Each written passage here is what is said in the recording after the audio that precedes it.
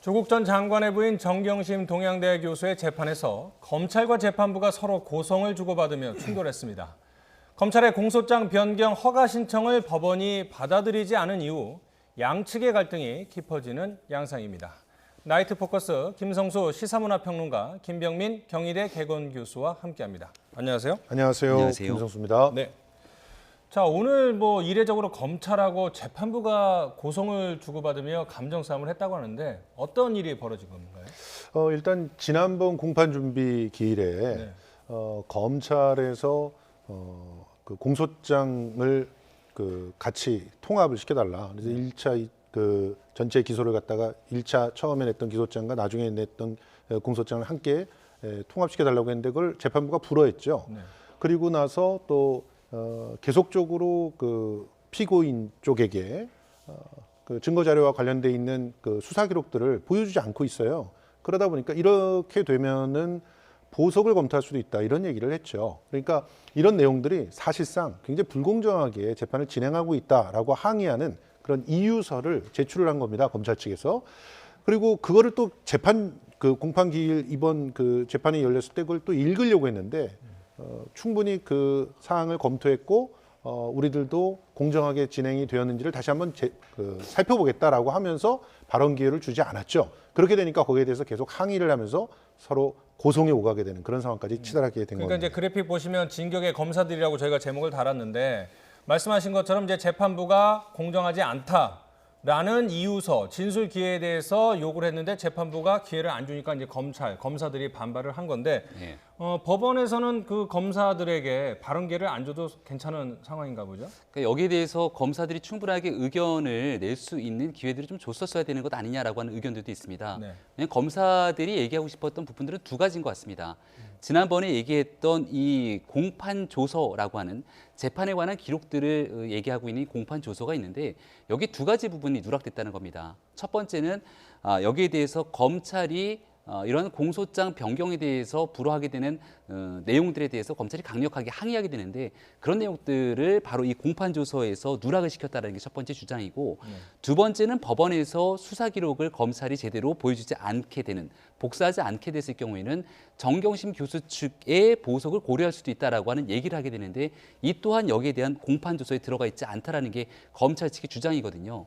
그런 의견서를 바탕으로 법원이 공정하지 못한 상태로서 재판을 진행하게 될 부분들을 우려하는 내용들을 아마 오늘 준비를 했던 것 같은데 그런 내용들이 좀 묵살되다 보니까 검찰 측 입장에서는 조금 더 강력한 항의 차원에서 이런 얘기들이 재판 과정에서 오갔던 것이 아닌가 생각이 됩니다. 그래서 이제 검찰이 그 정경심 교수의 표창장 위조 사건과 관련해서 기소를 이제 2번 하는 거 아니겠습니까? 그렇죠. 그거를 왜 굳이 2번을 해야 되느냐 이런 의문들도 나오고 있어요. 의문 정도가 아니라 굉장히 전대미문의 사건이죠. 분명히 9월 6일 날 기소를 한 그 공소장의 내용의 혐의와 그다음에 11월 11일 날 기소한 혐의가 사실은 같은 혐의를 가지고 얘기를 하는 거예요. 그런데 그 재판부에서 얘기를 했듯이 5가지 중대 항목이 다 다릅니다. 위조를 한 목적도 다르고 위조를 한 방법도 다르고 위조를 했을 때 공범 여부도 달라요. 첫 번째 공소장에는 공범이 있었다. 두 번째 공소장에는 행사를 한 공범은 있지만 실제로 그 공범 자체가 위조할 때는 없다는 그런 얘기예요. 그리고 위조를 한 장소도 달라요. 사실상 이렇게 되니까 재판부가 이 두 가지는 서로가 완전히 다른 그런 사건이라고 볼 수 있으니까 이거를 병합을 시킬 수가 없다라고 선언을 한 거예요. 그러면 정상적인 절차라면 첫 번째 공소장을 취하거나 두 번째 공소장을 취해야 됩니다. 그런데 그렇게 하지 않고 재기소를 한 거예요. 재기소를 한 이유에 대해서는 짐작은 갑니다만 이런 식으로 재기소를 하면 사실상 두 가지 사건이 되는 거예요. 그런데 이 두 가지 사건을 어떻게 다투겠다고 하는 것인지 사실은 지금 대개의 법조인들이 굉장히 당혹스러워하는 그런 상황이 만들어지고 있고요. 그래서 이 부분에 대해서 결과적으로는 검찰이 자신들의 어떤 그 실수를 인정하지 않으면서 일종의 여론을 갖다가 이끌어 가려고 하는 그런 어떤 작전들을 갖다 쓰고 있는 게 아니냐 이런 얘기까지 나오고 있는 거죠. 그러니까 사실 재판을 하기 위해서 지금 2차 기소를 갖다 또 한 게 아니라 일종의 언론 플레이를 하기 위해서 지금 재판도 편파적으로 진행되고 있다라고 하는 그런 얘기들을 남기기 위해서 이런 일련의 과정들을 가져가고 있는 게 아니냐 그럼 이건 당연히 신성한 재판과 죄형 법정주의 그리고 공판 중심주의를 모독하는 행위다 이렇게 보고 있는 것이죠. 이제 검찰들은 재판이 편파적으로 진행되고 있다 이런 언론 프레이를 하는 것 같다라고 지적을 해주셨는데 그럼 앞으로 계속 재판부와 갈등이 이어질까요? 아마 뭐 재판부 기피 시청을 하게 되는 경우들도 나타날 수 있다 이렇게 네. 생각이 되고요. 네. 사실 이 검찰 측 입장에서는 재판에 관한 법률적 문제보다도 정치적인 의미에 상당한 부담을 가지고 있는 것 같습니다. 과거 이제 검찰 개혁을 주장하게 되는 과정 속에서 윤석열 총장 등 이 검찰 측을 강하게 비판하는 입장에서는 대통령의 인사에 검찰이 정치적 의미로 영향력을 행사하려고 한다. 이런 주장들이 적지 않게 펼쳤거든요. 따라서 대통령이 임명하기 전에 이 정경심 교수를 전격적으로 기소를 하게 되는데 그 기소했던 내용의 공소장을 취하하고 다시 기소를 하게 되면은 결국 그 내용이 맞지 않냐라는 정치적 공세로부터 검찰이 자유롭지 못하는 것 아니냐. 이 부분의 입장에서는 검찰은 또 이렇게 항변할 수 있을 겁니다. 그 당시에 이 검찰 입장에서 바라봤을 때는 정경심 교수의 공소시효가 만료가 되는 시점인데 법무부 장관의 인사청문회를 준비하고 있는 과정 속에서 제대로 조사조차 못하도록 만들었던 여론들이 형성돼 있었기 때문에 공소시효를 앞두고 어쩔 수 없이 이와 같은 상태로서 기소를 했고 나중에 추가적인 조사를 통해 나왔던 부분들을 공소장을 변경하려고 하는데 재판부가 이를 받아들여지지 않게 되는 것은 오히려 검찰을 정치적으로 곤궁한 입장에 빠뜨리는 것 아니냐 이런 주장이 맞서고 있거든요. 따라서 최종적으로 결국 법원의 재판 결과에 따라서 가려져 있는 국민들의 민심들이 조정이 될 텐데 어느 한쪽이라도 국민들이 보기에 납득하지 못할 정도의 형평성을 어긋났다 그러면 재판 결과에 최종적인 불신이 가져오게 될 겁니다. 그래서 1심 재판부가 이러한 부분에 대한 형평성이 어긋나는 부분이 없도록 각별히 신경을 좀 써야 될 부분이 있다라고 생각이 됩니다. 오늘 벌어진 일에 대해서 이제 정경심 교수 변호인 측은 어이없다라는 그런 반응을 보였습니다. 자신이 이제 30년간 재판을 진행을 해 왔는데 뭐 이런 적은 본 적이 없다 이렇게 이야기를 했는데 한번 발언 들어보시죠. 변호사로서 대단히 좀 충격을 받았습니다. 우리 사법 현실을 보여주는 하나의 역사의 한 현장이 아닌가라는 생각. 자, 사법 현실을 보여주는 한 장면이라고 했는데 어떤 현실을 말하는 걸까요? 지금 사실상 검찰에 의해서 없는 죄도 만들어질 수 있고 지금 우리 그 교수님께서 잘 얘기했지만 몇 가지 사실들 갖다 좀 더 얹어서 설명을 드려야 될 것이 뭐냐면 네. 첫 번째 공소장이 뭐 지금 말한 것처럼 문제가 있고 두 번째 공소장이 실제 다 사실이다라고 하면 사실상 없는 죄로 공소를 할 수 있다는 걸 의미하는 겁니다. 그리고 두 번째로 판례에 의해서 공소장을 일단은 제시를 하고 뒤에 압수수색을 하고 증거들 다 찾았어요. 이거는 공소가 제기돼서 법정에서 검찰과 피고인이 동등한 입장에서 다퉈야 된다라고 하는 게 죄형 법정주의인데 그런데 그런 것들을 무너뜨린 거예요. 그러면 검찰이 자기 권력을 갖다 마구 남발해서 일단 쟤는 집어넣고 봐. 그리고 그 다음에 압수수색해서 증거 찾으면 돼. 이렇게 되면 안 잡혀갈 사람들이 어디 있겠습니까? 그러니까 이런 상황들을 만들어 놓고 먼저 잡아놓고 죄를 만든다고. 죄를 만드는 거죠. 네. 실제로 그렇지 않습니까? 지금 일단은 공소장에 아까 공소시효도 얘기를 했었습니다만 공소장에 기록되어 있는 게 9월 6일이었기 때문에 9월 6일 날 공소시효가 만료된다 이런 논리는 사실은 위조를 얘기하는 데 있어서는 행사의 목적 또 행사의 그 어떤 취지 뭐 이런 것들을 놓고 봤을 때 그 위조가 되는 날짜를 그렇게 특정할 수는 없는 것이죠. 사문서에 위조되어 있는 사문서에 있는 날짜가 어떻게 공소시효가 될 수 있다고 주장합니까? 그러니까 이런 주장 자체가 그 청문회 때 공소장을 제출하기 위한 그냥 이유에 불과했다라고 보는 게 합리적이에요. 사실 그 부분을 인정할 수가 없는 겁니다. 지금 검찰이. 왜냐하면 그렇게 되는 순간 죄 없는 사람을 공소장을 넣어서 죄인을 만들고 그리고 그 공소장에 근거해서 압수수색을 하고 지금 구속까지 시켰다라고 된다면 이건 심각한 문제가 되는 거거든요. 그런 상황에서 이걸 인정할 수 없으니까 이제 재판부까지 공격을 하고 있는 겁니다. 재판정에서. 그러면 변호인의 입장에서는 이런 사실들이 만약에 지금 의혹대로라면 그러면 사실 재판을 사실상 무시하고 있는 것이죠. 재판이라고 하는 절차 자체를. 그러니까 이미 검찰은 죄인이라고 내가 낙인을 찍으면 끝나는 것이다라고 생각한다고 본다면 변호인의 입장에서 이런 항변을 할 수가 있는 상황이라고 봅니다. 네, 알겠습니다. 자, 일단 논란의 핵심은 더불어민주당 전 최고위원이죠. 임동호 전 위원이 울산시장 경선에 나서려고 하니까 누군가 고위 인사들이 어떤 자리를 제안하면서 중도 포기를 제안을 했다. 이런 얘기들이 돌고 있고 검찰이 수사를 하고 있는데 또 임 전 최고위원 본인이 또 이런 얘기를 언론에 여기저기에다가 인터뷰를 했더군요. 네, 임동호 전 최고위원 입장에서는 일단 언론의 질문이 있었기 때문에 답을 피하기는 어려웠을 겁니다. 언론이 궁금할 수밖에 없었던 이유는 송병기 전 울산시 경제부시장이 업무 수첩을 통해서 A와 B 씨에 대한 당시 경쟁자에 관련된 문건들이 나왔다라고 하는 것이고요. 거기에 대해서 청와대가 적극적으로 개입했던 듯한 모습들이 있었기 때문에 여기에 핵심 당사자라고 볼 수 있든, 특히 울산시에서는 꽤 오랜 기간 동안 정치를 해왔던 임동호 전 최고위원 입장을 물을 수밖에 없었을 겁니다. 근데 여기 회피하지 않고 여러 얘기들을 많은 언론사를 통해서 하게 되는데, 특히 오늘 조간에 나왔던 한겨레 신문 기사 같은 경우는 굉장히 임동호 전 최고위원과 구체적인 인터뷰를 통해서 얘기도 했거든요. 그러니까 처음에는 여기에 대해서 오사카 총영사를 청와대가 먼저 제안한 것은 아니고 뭔가에 대한 자리 제안에 대한 얘기가 있었을 때 오사카가 어떻겠냐라고 먼저 임동호 전 최고위원이 얘기를 꺼냈고, 오사카 총영사를 아마 청와대 입장에서 받기 어려웠던 모양입니다. 한겨레 기사를 면밀히 따져보다 보면은 여기에 대해서 고배 총영사를 제안하고 난 다음에 조금 전에 나왔던 한병도 정무수석의 제안으로 끝난 것이 아니라 그 뒤로부터 청와대 인사비서관으로부터 연락이 왔다는 겁니다. 그리고 난 다음에 다시 한병도 정무수석으로부터 또 연락이 왔다라는 얘기들까지 이어지고 있는 터라, 아주 만약 대통령과 가장 가까웠다고 하는 송철호 시장을 당시 후보를 단수 공천하기 위해서 유력한 경쟁 후보를 빼기 위한 공직을 거래 대상으로 삼았다, 혹은 선거의 후보자를 회유하기 위한 방식으로 이와 같은 공직을 이야기를 꺼냈다라면은 공직선거법을 위반할 수 있는 매우 중대한 범죄이기 때문에 지금 이 내용이 뜨겁게 이슈가 되고 있는 상황입니다. 자, 임 전 최고위원이 두 번째 이제 검찰에 불려 나와서 조사를 받았는데 이 취재진의 질문에 대답을 했습니다. 핵심 내용이 있는데 한번 들어보시죠. 불출마를 얘기로 그런 조건으로 무슨 이 자리 갔으면 좋겠다 그런 얘기는 전혀 없었습니다. 임종석 실장도 있었고 또 우리 김경수 지사도 있었고 그 한병도 수석도 있었고 뭐 국회의원들도 있었고 뭐 친구들이 많잖아요. 건가요? 제 일은 제가 한 거고요. 만약에 가게 되면 오사카에 제가 학교에도 있었고 또 그리고 교민들의 삶들을 너무나 잘 알기 때문에.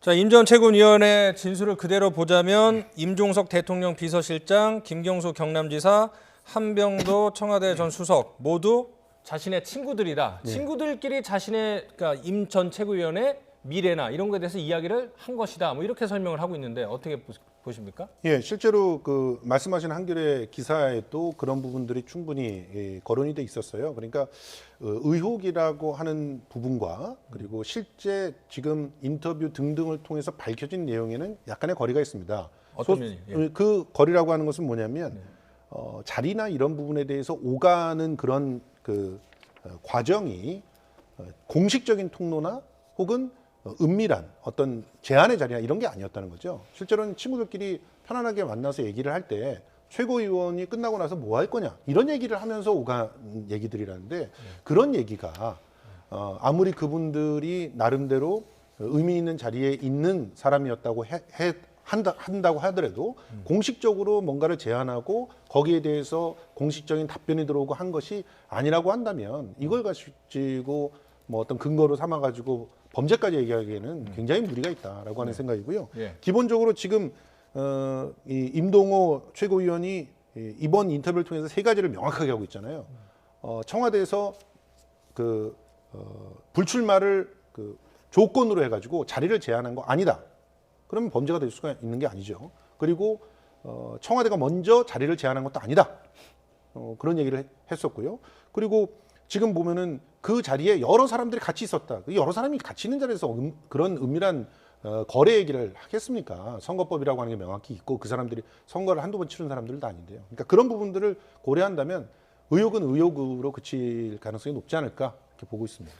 세 가지 이제 쟁점을 짚어주셨고 임 전 최고위원 입장에서 이제 설명을 해주셨는데 뭐 친구도 좀 친구 나름인 것 같다는 생각도 들어요. 네. 단순한 사적 관계에서 오가는 이야기다 이렇게 봐도 될까요? 공인과 사적 관계에 있어서 청와대에 있는 비서실장과 정무수석 등이 함께 얽혀져 있는 관계라면은 사적인 관계와 공적인 관계를 딱 잘라 구분하기는 어려운 측면들이 있을 겁니다. 일단 얼마 전에 조국 전 장관이 당시 수사를 압수수색에 들어가 있는 아내와 통화를 하게 되는 과정을 거치면서 그 당시 검사와 통하게 됐을 때 법무부 장관 뭐 조국이 아니라 자연인 조국이다 등에 대한 얘기를 했습니다만 거기에 대한 비판에 피해갈 수는 없었거든요. 네. 그러니까 최종적인 법률적 판단에 있어서 아무리 친구라 하더라도 공적인 청와대에 위치해 있는 사람들이 회유를 통하기 위해 이와 같은 제안을 건넸다라면 아마 사법적 처벌을 피해가긴 어려울 것 같다라는 생각이 들고요. 한겨레 신문 보도와 그 이후에 나오게 되는 임동호 전 최고위원의 얘기가 조금씩 다릅니다. 근데 한겨레 신문 보도를 보면은 굉장히 좀 눈길을 끄는 대목이 청와대에서 만났는데 한병도 정무수석이 선거 판세를 분석한 자료를 보여주면서 그러면서 울산은 좀 당선되기 어려우니 여기에서 좀 빠지는 것이 어떻겠냐 등에 대한 제안을 했다라고 얘기가 나오고 있습니다. 그렇다면 사적인 관계 속에서 이야기가 오가는 것이 아니라 명확하게 선거에 대한 판세를 청와대가 왜 그것을 들여다보고 있는지도 의문이지만 그 내용을 바탕으로 누군가의 특정 후보를 공천받기 유리한 공간으로 넣기 위해서 이 사람을 빼기 위한 제안을 했다면 이것은 공직선거법에 위배될 수 있는 행위로 볼 여지가 충분할 수 있거든요. 그러니까 지금은 임동호 전 최고위원이 이 민주당의 당적을 가지고 총선 등에 대한 정치적 활동이 연결돼 있기 때문에 본인의 말에 굉장히 좀 부담감을 가질 수 있는데요.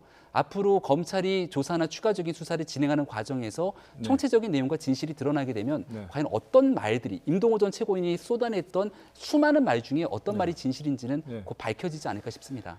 자, 앞서 임 전 최고위원의 인터뷰는 이제 검찰 조사를 받으러 들어가기 전에 인터뷰였고요. 지금은 이제 한번 조사 받고 나오는 상황에서 인터뷰 한번 들어보겠습니다. 오늘 제가 처음으로 그 송병기 그 부시장이 한 업무일지를 봤는데 문재인 대통령과의 저와의 관계를 많이 기록해놨던데 그걸 제가 무슨 어떻게 대통령께 여쭤보겠어요? 어떻게 하겠어요? 그러니까 그런 부분은 선거 때 선거용으로 이 전략으로 썼던 부분이 아닌가 싶은 거지. 자, 이른바 그 송병기 수첩이 지금 많은 논란이 되고 있고 검찰 입장에서는 핵심 증거로 작용할 가능성이 큰데 그거에 대해서는 어떻게 보고 계십니까?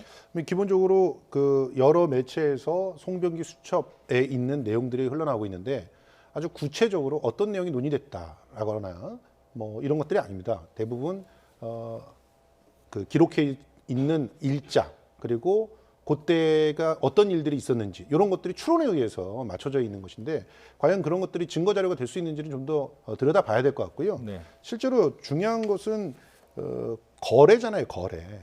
그 거래를 특히나 말씀하신 대로 청와대에서 직접 모든 것들을 판세를 짜서 또 여론조사도 다 돌려보고 그러면서 했다라고 하는 그런 주장이신데 그 부분에 대해서는 구체적인 증거가 남아있는 게 없거든요. 그러니까 상당히 조심하면서 그런 얘기를 하셔야 될 거라고 생각하고요. 실제로 언론에서 지금 추론으로 풀어내고 있는 것과 사실관계는 상당히 다르고 청와대에서는 그런 부분을 허위보도라고까지 얘기를 했습니다. 이 부분에 대해서는 분명히 언론에서도 양쪽의 입장들을 충분히 고려하고 확인해서 팩트체크를 하면서 보도를 해야 되지 않을까 하는 생각이 듭니다. 자, 그러니까 이제 거래냐 선거 개입이냐 여러 가지 논란들이 나오고 있는 상황에서 이른바 그 송병기 수첩에는 뭐 BH 얘기도 나오고 있고 여러 가지 이제 선거 전략들도 나오고 있고 울산시 공무원들이 도와줄 수밖에 없었던 그런 내용들도 담아 있는데 이것이 단순한 개인이 생각을 적은 건지 실제로 그런 논의를 했는지 이런 거에 대한 아직 구체적인 내용은 나온 게 없습니까? 지금까지는 송병기 부시장의 업무수첩 내용만이 있는 것이고요. 송병기 부시장의 자택 그리고 사무실 등에 대한 압수수색이 들어갔기 때문에 여기에서 차명의 휴대전화도 가져가고 검찰 입장에선 그리고 외장하드 등에 대한 상당히 많은 자료들을 갖고 왔다고 합니다. 여기에서 과연 어떤 내용들까지 나오게 되는지는 현 정부 들어서 피의 사실 공표를 아주 엄격하게 금지시키고 있기 때문에 아주 만약 박근혜 전 대통령 국정농단 사건에서 그 당시 박영수 특검의 이규철 특검보가 매일같이 나와서 브리핑했던 상황으로 이야기를 건네계신다면 우리 국민들이 조금 더 많은 사실들을 알 수 있겠지만 지금은 현재로선 검찰이 어느 정도까지 수사가 진행되고 있는지를 추론으로 알 수밖에 없는 상황이고요.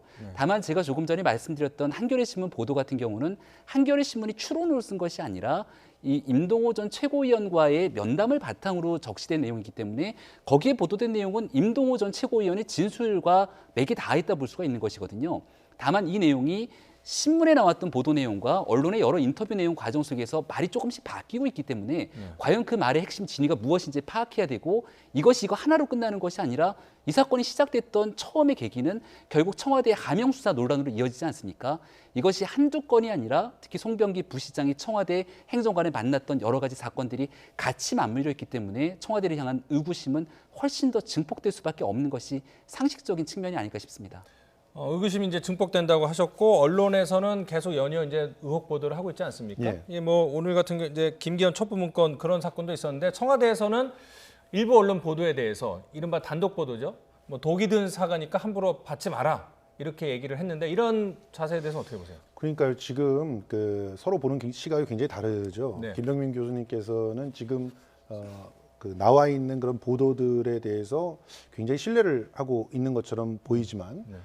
실제로 지금 청와대의 구체적인 해명과 또 확인들이 없는 상태에서 나온 보도들이 너무나 많고요.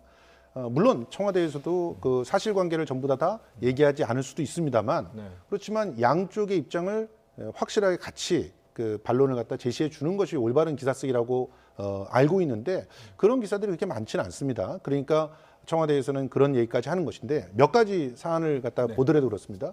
애초에 하명 수사 때문에 이 일이 터졌잖아요. 근데 하명 수사가 아니라는 것을 많은 기사들이 밝혀냈습니다. 실제로 2016년서부터 수사가 들어갔다는 내용들까지 다 나왔어요. 그런데 무슨 하명 수사라는 얘기가 나옵니까? 하명 수사 의혹이 해소가 될 것 같으니까 지금 자 피의 사실 공표를 안 하고 있고 엄격하게 막고 있다 그러는데 도대체 송병기 송병기 부시장의 수첩 내용은 어떻게 나온 겁니까?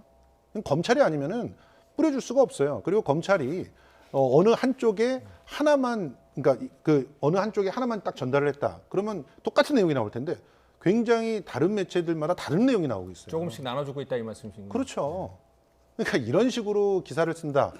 기사 쓰는 데는 굉장히 편리할지 모르겠지만 거기에 들어가 있는 내용들도 사실은 아까도 잠깐 말씀하셨지만 선거 전략에 대해서 쓴 것도 있고 날짜에 대해서 쓴 것도 있고 그날에 뭘 했는지에 대해서 쓴 것들이 있어요. 이것들을 어떤 식으로 봐야 된다는 그 상황들이 전제되지 않는 한 그게 그런 식의 보도들이 쏟아져 나올 수가 없잖아요. 네. 그러니까 저는 그 부분에 대해서는 추론이다라고 얘기를 하는 거고 검사의 시각에서 추론이 있었던 것을 기자들이 받아 적었는지는 어떤지 모르겠지만 그 부분만 가지고 보도하는 건 상당히 불합리하다 이렇게 생각을 합니다.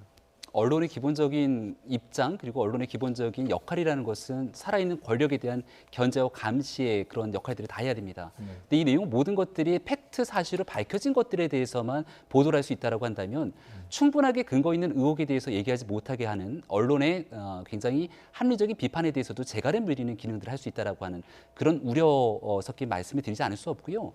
문재인 정부 들어서 국정과제들 여러 가지 얘기하게 됐을 경우에 첫 번째 국정과제가 적폐 청산에 관련된 문제 그리고 그 이유에 대한 공소를 완벽하게 유지하는 부분들을 이야기합니다. 그동안 얘기하고 있는 무죄 추정의 원칙 등에 대한 얘기들을 하게 된다면 사실관계가 완전히 확인되지 않는 부분들을 적폐로 규정하고 난 다음에 이 모든 부분들을 한쪽 방향으로 몰고 갔던 정치권의 행동에 대해서는 우리가 어떻게 설명해야 될지 잘 모르겠거든요. 그러니까 과거에 있었던 박근혜 전 대통령의 탄핵 이후로 촛불에 의해서 세워진 정부라고 문재인 정부는 늘 자임하지 않습니까? 그렇다면 박근혜 전 대통령이 탄핵됐던 과정들을 돌이켜보게 된다면 그 당시에는 최순실 씨에 대해서 공소장에 기소되어 있는 공범이라는 얘기 한 가지를 가지고 헌법과 법률을 위반한 혐의라는 이유를 들어 박 전 대통령은 탄핵이 되게 됩니다. 그러니까 우리가 박근혜 전 대통령 탄핵을 통해서 대한민국이 굉장히 높은 정치적 도덕적 기준들을 높여놨기 때문에 그로 인해 탄생된 문재인 정부에 있어서만큼은 살아있는 권력에 대해서 비판하는 언론의 이야기들을 겸허하게 귀를 좀 기울일 필요가 있고요. 그 내용에 대해서 잘못된 얘기가 있으면 분명히 잘못된 내용들을 이야기를 해줘야 되는데 청와대가 유리한 방향들에 대해서는 얘기하게 되고 불편하거나 잘못된 대응하기 어려운 얘기에 대해서는 이건 수사 중인 상황이니까 얘기할 수 없다라는 식으로 비껴가게 되면 국민의 의구심은 더 증폭될 수밖에 없을 겁니다. 청와대에 아마 많은 국민들이 여기에 대해서 조금 더 기대할 수 있는 그런 부분들은 수사가 최종적으로 다 드러나서 사실관계가 밝혀질 때까지 여기에 대해서 오히려 의혹이 될 만한 입장들에 대해서는 청와대가 한 발 물러서는 것이 온당한 그런 지혜로운 모습이 아닐까 생각이 됩니다. 알겠습니다.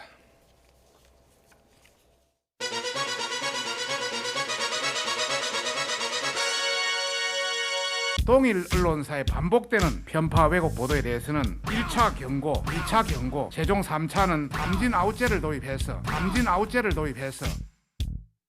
MBC 측에 사전 경고를 합니다. TV나 라디오 가리지 않고 문재인 정권의 나팔수 역할을 충실히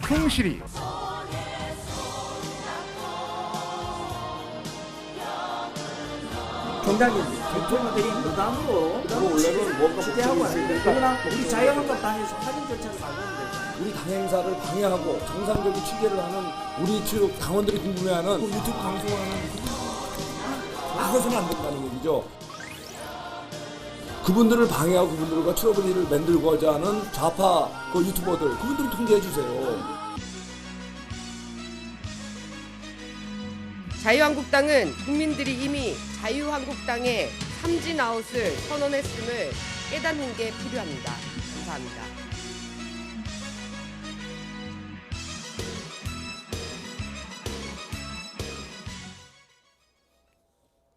네, 앞서 청와대도 언론 기사 질타를 했는데 자유한국당까지 나서서 편파 왜곡 보도를 일삼는 언론사는 2번 경고하고 3번 같은 실수를 반복하면 출입을 막겠다 이렇게 나오고 있네요. 청와대와 비교되는 그런 조치인데 김 교수님은 어떤 생각 갖고 계실지 굉장히 궁금합니다. 근데 언론에 재갈을 물린다는 건 이런 거죠. 지금 청와대가 하고 있는 그 행동들은 반론권도 보장하지 않는 일부 언론들에 대해서 자신이 반론을 자기가 갖고 있는 통로를 통해서 하고 있는 행위입니다. 그리고 거기서 하고 있는 그런 경고라든가 혹은 우려에 대해서 뭐 어떤 조치를 취하겠다, 뭐 입을 틀어막겠다 이렇게 얘기 안 하지 않습니까? 이제 그런 정도를 가지고도 지금 살아있는 권력이기 때문에 이 청와대에서 하는 것들은 언론 자유를 훼손하는 것이다 얘기를 하는데 지금 자유한국당은 살아있는 권력이 아닌가요? 지금 정치권으로서 실제로 입법권을 갖고 있고 그리고 굉장히 강력한 그 네트워크를 통해서 실질적으로 이 검찰에게 영향력을 끼치고 있다는 사실들을 다양하게 의혹을 국민들이 알고 있습니다. 그러니까 살아있는 권력 중 하나라는 것이죠. 만약에 살아있는 권력이 아니라면은 나경원 원내대표의 8차 고발까지 갔는데도 수사가 이렇게 지지부진하게 되고 있는가 이런 부분들에 대해서 해답을 찾기가 굉장히 어렵잖아요. 그런데 이런 곳이 지금 특별한 언론사를 딱 지칭해서 그 언론사에 대해서 강력하게 엄중한 경고를 하고 삼진아웃죄라고 하는 것은 실제로 취재를 막겠다는 겁니다. 취재를 어떻게 막았는지는 일부 그 유튜버들의 영상에 보면 나와 있어요. 자유한국당 대표에게 인터뷰를 하러 가는 유튜버들을 폭행을 해서 막는 그런 장면들도 있었어요. 그것도 당직자가. 이런 식으로 언론을 갖다가 대하면서 자신들의 유튜버들은 와가지고 이제 무단으로라도 취재를 할 수 있게 만들어 달라 이렇게 얘기하는 것을 도대체 언론을 어떻게 보고 있는 건가? 이 사실 자유한국당의 언론에 대한 이런 태도는 이미 박근혜 대통령에게서부터 보였습니다. 박근혜 대통령께서 이전에 자신들에 대한 의구심들이 그것도 언론보다도 먼저 다양한 시민사회단체들의 고발과 그리고 또 여러 가지 양심적인 그런 내부 고발자들의 폭로에 의해서 이어지고 있을 때 그때 다른 언론들을 다 막고 한 보수 유튜버를 불러다가 인터뷰를 하셨죠. 그렇죠. 이런 모습이야말로 그야말로 언론의 재갈을 물리는 그런 행위라고 봅니다. 그리고 정상적인 브리핑을 통해서 경고를 한다거나 우려를 표하는 것을 어떻게 언론에 대한 그렇게 되면 미국의 트럼프 대통령은 뭐 언론에 대해서 뭐 엄청난 그런 재갈을 갖다 물리고 있는 거 아니겠습니까?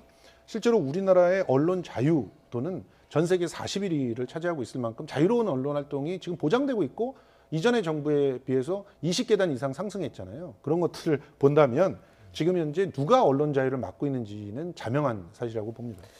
자, 그러면 오늘 한국당 미디어 특위 박성중 위원장이 기자회견에서 밝힌 내용을 들어보고 대담 이어가도록 하겠습니다. 좌편향으로 기울어진 여러 가지 미디어 환경을 바로 세우고자 불공정 보도에 대한 삼진아웃죄를 실시하는 것을 알려드립니다. 최근 모니터링 결과에 의하면 MBC는 TV나 라디오 가리지 않고 문재인 정권의 나팔수 역할을 충실히 수행하는 것으로 확인되고 있습니다. MBC의 이런 일련의 형태는 방송의 공정성과 중립성을 훼손하는 공영방송의 책임을 망각하는 행동으로 즉각 시정할 것을 강력히 촉구합니다. 왜 유독 MBC를 이렇게 특정해서 지적을 했는데 자유한국당 입장에서 MBC의 최근 보도 내용이 좀 불편한 내용이 좀 많았나 보죠? 아마도 한국당 입장에서 바라봤을 때는 공정하지 못하다 이렇게 평가하고 있는 것 같고요. 특히 문재인 대통령이 국민과의 이 대담도 MBC라고 하는 공영방송을 통해서 하게 되는데 여기서 이루어졌던 일들까지도 결국은 정부 편향적인 방송으로 일관하지 않았는가라는 게 한국당이 바라보는 시각인 것 같습니다. 그러니까 지금 총선을 앞두고 있는 상황 속에서 언론, 특히 그 언론 중에서도 국민의 혈세로 운영되게 되는 공영방송만큼은 상당히 공정할 필요가 있는데 이게 이제 기울어져 있는 상황으로 가게 됐을 경우에 국민들의 자유로운 의사표현에도 방해를 줄 수 있는 그런 우려를 표현한 것 같다는 생각이 들고요. 사실 이 부분은 한국당이나 민주당이나 저는 둘 다 반성할 이유가 있는 점이 자유한국당이 과거 여당이던 시절에는 더불어민주당이 방송법 개정안을 굉장히 목 놓아 있었습니다. 그러니까 정권이 어디로 가든지 간에 언론에서 특별다수제를 도입하고 이를 통해서 언론, 특히 공영방송의 중립성을 보장할 수 있는 제도를 만들자고 법안을 제출했던 게 민주당이고 이를 끝까지 통과시키지 않았던 게 당시의 보수, 지금 현재 야당의 모습이거든요. 하지만 결국 정권이 문재인 정권으로 넘어가게 되는 순간 야당인 자유한국당은 언론의 자유의 공정성의 문제를 다시 지적하게 되고 과거의 야당으로서 이 법을 처리하자고 얘기했던 민주당은 온데간데 없이 그런 내용들이 다 사라져버린 상황입니다. 아마 다음번 대선에서 또 정권이 바뀌게 되면 똑같은 일이 여야 공수가 바뀌게 될 것인데요. 문재인 정부의 반환점을 돈 이 정도 상황이 정도에 왔으면 여야가 공이 만나서 언제까지 이런 방식으로 국민의 혈세를 바탕으로 운영되게 되는 공영방송을 특정 정권에 편향적으로 갈 수 있는 상황을 방치할 것인지에 대한 고민들이 좀 필요하다 보고 유튜브 문제는 한 가지만 좀 더 말씀을 드리면 이것은 사실 우리가 과거에 전례 없는 일들이 계속 벌어지고 있는 겁니다. 그러니까 미디어 환경이 많이 변하기 시작하면서 유튜브도 뉴미디어로서의 새로운 하나의 형태로서 파생되는 역할들을 하고 있는데 거기에 대한 명확한 기준이 없다 보니까 지금 나름대로 난립되게 되는 상황들이 발생하게 되고 그러한 얘기를 특정 정당마다 자신에게 유리한 방향으로 이걸 끌고 가려고 하는 모습들이 보이게 되는데요. 1인 미디어라 하더라도 국회 내에서 출입할 수 있는 규정이라든지 그 안에서 어디까지 보도할 수 있는지에 대한 그 나름대로의 자체 내규 등에 대한 마련들은 시대의 변화에 따라서 국회가 여야를 떠나서 사실은 같이 고민할 필요가 있는 거거든요. 그렇게 함께 고민할 수 있는 규정을 만들고 나면 거기에 대해서 같이 좀 수긍하고 동의할 수 있는 방식으로 넘어가게 되는 것이 조금 더 온당한 처사가 아닐까 생각이 듭니다. 한 말씀을 드리고 싶은데 지금 이미 그 언론사로 등록돼 있는 유튜버들은 정당하게 취재 목적으로 가면 취재증을 발급해 줍니다. 뭐 저도 지금 유튜버고 또 우리 김 교수님도 유튜버거든요. 근데 우리는 언론사로 등록돼 있지 않기 때문에 취재 요청을 했을 때 그것이 반려될 수가 있는 것이죠. 그러면 그런 틀거리들을 갖다 지키면 됩니다. 근데 지금 현재 입법 보존의 그런 어떤 자격들을 이제 함부로 남용하면서까지 지금 유튜버들을 갖다 드리려고 하니까 그리고 또 그 유튜버들은 상당히 왜곡된 그런 어떤 발언들을 그 비논리적으로 하고 있다라고 지목이 되고 있는 그런 유튜버들. 그래서 실제로 이 구글 내에서도 굉장히 그 많은 노란딱지도 붙고 있는 그런 유튜버들을 굳이 이렇게 들여오려고 하니까 이게 문제가 되는 것이거든요. 그리고 그 유튜버들이 상대 유튜버들의 방송을 존중하지 않고 갈등이 야기되고 있다는 사실도 이번에 그 로텐도어에서 확인이 된 바가 있습니다. 그러면 최소한 국회에서는 그런 부분을 지키기 위해서 지금 현재 가동되고 있는 법들의 준수를 고집할 수밖에 없다는 점은 미리 말씀을 드려야 될 것 같습니다. 알겠습니다. 다음 주제로 이제 넘어가 볼 텐데요. 김의겸 전 청와대 대변인이 자신의 고향인 군산에서 내년 총선에 도전을 하겠다고 출사표를 던졌습니다. 김의겸 전 대변인은 얼마 전에 그동안 논란이 됐던 흑석동 상가 건물을 매각을 하고 그 차익은 뭐 사회에 기부를 하겠다. 그래서 이제 그때 이미 총선 출마설이 나왔는데 결국 뭐 예정된 수순으로 가고 있는 것 같아요. 네, 아주 짧은 기간 동안 한 8억 8천 정도 되는 차익을 발생시켰다라고 얘기를 하고 있고 그럼에도 불구하고 내년도 총선에서 본인의 역할이 있다 이렇게 지금 출마 선언까지 한 상황으로 보는데요. 아마도 더불어민주당 입장에서는 굉장히 좀 곤혹스러운 상황이 아닐까 싶습니다. 왜 그렇죠? 그러니까 문재인 정부가 바로 얼마 전 12월 16일에 부동산 대책을 발표했음에도 불구하고 시장의 분위기가 그렇게 좋지는 않습니다. 더군다나 얼마 전에 경제정의실천연합 경실련에서 청와대 핵심 참모들의 재산을 공개했는데 여전히 다주택자가 상당히 좀 많은 상황이고 거기에 대해서 그들이 문재인 정부 출범 이후 누렸던 부동산의 시세 차익을 고려해 보니까 국민들이 바라보는 정서와 상당히 위배될 수밖에 없는 측면들이 나타났다는 것이고요. 문재인 정부 취임 초기에 첫 번째 했던 2017년 8월 2일에 파리 부동산 정책의 핵심은 가지고 있는 한 채 빼고 나머지 다 팔라는 다주택자에 대한 정리 메시지였습니다. 그런데 지금 와서 그러한 다주택자의 정리 메시지를 떠나서 재개발 지역의 투기성 성격이 짙다고 볼 수 있는 김의겸 청와대 전 대변인이 출마하겠다고 나서는 것은 상당한 부담일 수 있고요. 이제 이걸 떠나서 아마 그동안 문재인 정부가 했던 부동산 정책과 반하게 다주택자를 그대로 유지하고 있거나 아니면 정부의 정책이 있었음에도 불구하고 또 다른 부동산 투자를 했던 그런 정치인들 아니면 예비 정치인들의 경우는 이번 총선에서 민주당이 어떤 방식으로 공천에 영향을 미쳐야 되는 것인가 여기까지 아마 고심이 깊을 거라고 봅니다. 자, 자유한국당 한번 얘기를 해보도록 하겠습니다. 그 김무성 전 대표의 보좌관 출신이죠. 장성철 전 보좌관이 이제 폭로를 했는데 박근혜 정부 당시 청와대에서 지난 총선 때 비례대표 누구를 내야 될지 6명을 이른바 낙하산으로 꽂았다. 이런 폭로를 했네요. 네. 이거야말로 상권 분립의 훼손이고 그리고 또 뭐 청와대가 직접적으로 정치에 개입하는 것이죠. 이런 일들은 두 번 다시 있어서는 안 될 것이고요. 실제로 지금 그 민주당 같은 경우는 문제가 되는 사람들, 예를 들어 지금 이 김의겸 전 대변인 같은 경우도 분명히 문제가 돼서 아마 공천을 받기가 굉장히 어려울 거라고 저는 알고 있어요. 그러니까 내부 규정에 의해서 탈락을 시키고 있지 않습니까? 그런데 지금 현재 6명에 대해서 과연 어떤 공통점을 찾을 수 있는지 모르겠어요. 그만큼 이거는 그냥 낙점이 됐다라고 하는 그런 상황밖에 이해가 안 됩니다. 그러니까 이런 낙점들이 두 번 다시 있어서는 안 될 것이라고 보고요. 그 부분에 있어서 철저하게 수사가 또 같이 이루어져야 되지 않을까 하는 생각이 듭니다. 왜 이 시점에서 그 6명의 실명까지 나오면서 네. 폭로를 하게 됐을까요? 뭐 특별한 이유가 있을까요? 한 월간지에 기고된 글들인 것 같더라고요. 굉장히 좀 긴 글이어서 왜 이런 글을 썼을까 쭉 읽어보게 되니까 이제 총선을 앞두고 있는 시점이기 때문에 보수가 다시 한번 분열하거나 굉장히 나락으로 떨어지는 일만큼은 좀 막아야 되겠다라고 하는 충정에서 글을 썼다고 얘기를 합니다. 하지만 그럼에도 불구하고 당시에 핵심적인 김무성 전 대표의 보좌관으로 있었습니다마는 그 내용 전체를 완전하게 다 알 수 있는 자리에 있었는가에 대한 고심, 그리고 그 내용들을 지금 현재 실명을 바탕으로 얘기를 하게 됐는데 여기에 대해서 본인이 일단은 봤다라고 주장을 할 수 있습니다만 그 내용에 대한 명확한 증거라든지 추후 뒷받침되는 내용들이 아니라면은 오히려 더 상황을 혼란스럽게 만들 수 있는 여지들도 여전히 남아 있거든요. 특히나 여기에 거론되고 있는 인사들이 아주 만약 장성철 보좌관이 현재까지 본인 주장인데 본인의 주장에 맞지 않는 상황으로 귀결되게 된다면 선거에 출마하려고 하는 정치인들 입장에서는 치명적인 상처를 받을 수밖에 없는 상황입니다. 따라서 이 문제에 있어서만큼은 조금 더 명확하게 아마 장성철 보좌관이 이 얘기를 끄집어냈기 때문에 어떠한 근거를 바탕으로 이러한 얘기를 하게 됐는지 추가적인 취재라든지 그런 내용들을 바탕으로 한 사실관계 확인이 일단은 더 이루어져야 그다음 논의가 진행되지 않을까 싶습니다.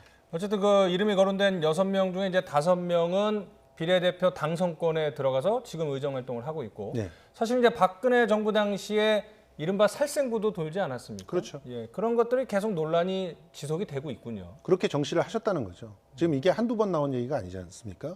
더군다나 이번 비례대표에 대한 이런 명단의 그 낙하산 명단의 그 폭로는 얼마나 엉망으로 지금 공천이 진행되는지를 알 수 있게 하거든요. 실제로 여기에 그 거론되고 있는 분들 중에서 몇몇 분들 같은 경우는 그때 당시에 당내 내부에서도 반대가 만만치 않았던 분으로 알고 있습니다. 그러니까 그런 것들이 다시는 없게 하기 위해서라도 이번에 철저하게 뭐 언론들도 제대로 좀 취재를 했으면 좋겠고요. 그리고 철저하게 수사도 이루어져야 되지 않을까 생각합니다. 장성철 전 보좌관이 신동아라는 월간지에 이제 기고를 했는데요. 그 내용을 보면은 뭐 전해 들었다, 뭐 봤다 이런 거기 때문에 좀 더 구체적인 증거가 말씀하신 것처럼 필요하겠지만 일단 당사자들은 뭐 사실이 아니라고 하니까 조금 더 추이를 지켜봐야 될 것 같습니다. 오늘 나이트 포커스 김성수 시사문화평론가, 김병민 경희대 개공교수 두 분과 함께했습니다. 고맙습니다. 고맙습니다.